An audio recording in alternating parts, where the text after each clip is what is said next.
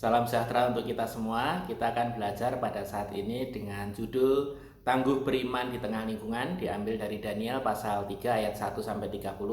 Saya akan bacakan dari Daniel pasal 3 ayat 16 sampai 18.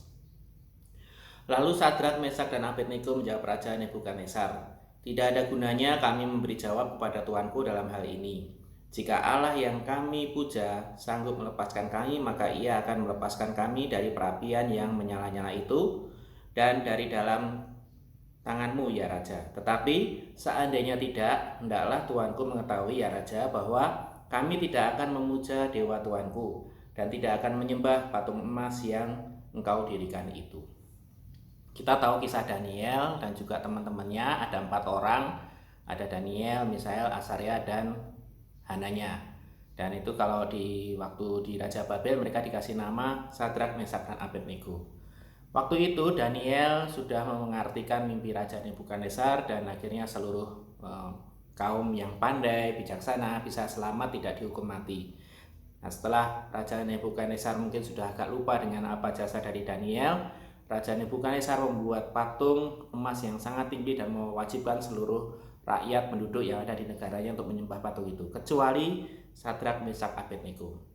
Kita bisa membayangkan bagaimana 4 pemuda ini di tanah pembuangan, tidak ada keluarga karena mereka diasingkan dari negeri Israel. Mereka di negeri penjajahnya dan mereka akhirnya harus bekerja kepada penjajah. Setelah itu mereka ada kewajiban untuk menyembah yang bukan Tuhan. Kita melihat bagaimana mereka mengalami pergumulan yang luar biasa.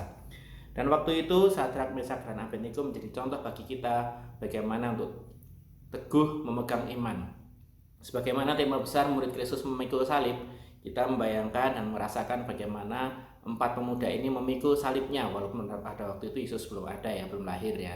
Tapi kita lihat bagaimana iman mereka, bagaimana keyakinan mereka, walaupun yang lain tidak menyembah Tuhan, tetapi mereka tetap menyembah Tuhan, meskipun resikonya adalah nyawa mereka sendiri.